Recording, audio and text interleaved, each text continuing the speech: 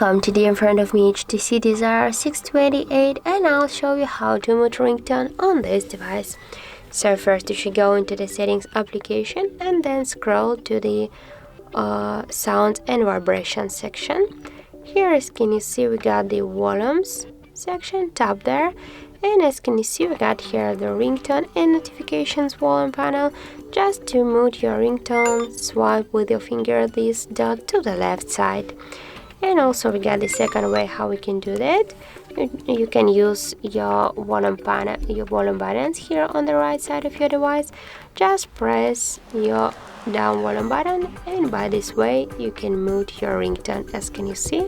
Or also you can make it by the second way.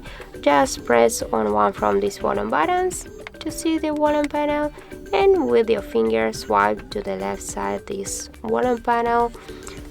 And here, for example, you can switch it to until to turn it off, or for example you can set your